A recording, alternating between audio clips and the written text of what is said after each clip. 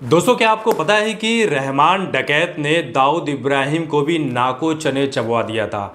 गिड़गिड़ाने पर, रोने पर मजबूर कर दिया था, माफ़ी मांगने पर मजबूर कर दिया था। फिर भी रहमान डकैत का दिल पसीजा नहीं और दाऊद इब्राहिम की बहुत बड़ी हार हो गई थी। दरअसल एक पॉडकास्ट में विवेक अग्रवाल, जो एक पत्रकार हैं, वो ये कहानी सुना रहे थे और उसके पहले सोशल मीडिया पर भी बहुत सारे जो पाकिस्तानी हैं वो कमेंट कर रहे हैं कि फिल्म धुरंधर में अक्षय खन्ना ने तो 10% भी रहमान डकैत का किरदार नहीं किया है, वो खतरनाक रूप दिखाया नहीं है रहमान डकैत का।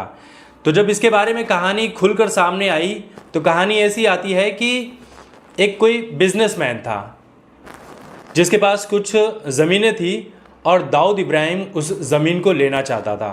तकरीबन वो 400 करोड़ की ज़मीन थी और दाऊद इब्राहिम उस बिजनेसमैन को कहता है कि 12 करोड़ रुपए लो और उस ज़मीन को खाली कर दो। बिजनेसमैन कहता है कि उस ज़मीन के दाम 400 करोड़ रुपए हैं, मैं इतने कम पैसों में खाली नहीं करूँगा। तो दाऊद इब्राहिम ये कहता है कि जो पैसे मैं दे रहा हूँ वो रख लो, वरना वो भी नहीं मिलेंगे।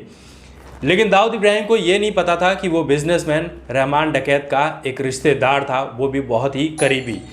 तो जब ये बात रहमान डकैत के पास वो बिजनेसमैन जाता है तो रहमान डकैत जो है वो दाऊद इब्राहिम को फ़ोन करता है और कहता है कि वो बिजनेसमैन मेरा रिश्तेदार है, उस ज़मीन को छोड़ दो, ये सौदा मैं तुम्हें करने नहीं दूंगा।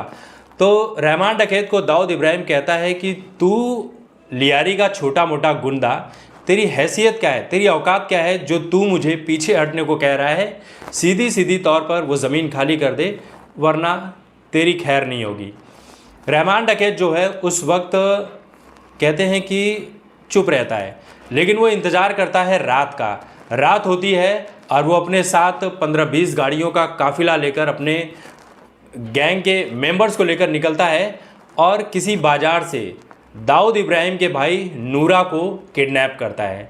वो उसे अपने फार्म हाउस पर लेकर जाता है और वहाँ पर कॉल लगाता है दाऊद इब्राहिम को।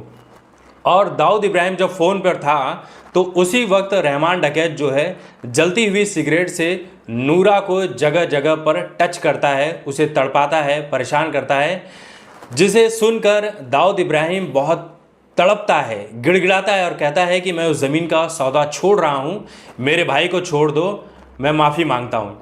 लेकिन रहमान डकैत ने वो बात अनसुनी कर दी और आप अक्षय खन्ना की आवाज़ में उस बात को से सुन सकते हैं कि अब वो सब बातें करने का टाइम जो है वो पूरा हो चुका है, मैं पीछे हटने वाला नहीं हूँ।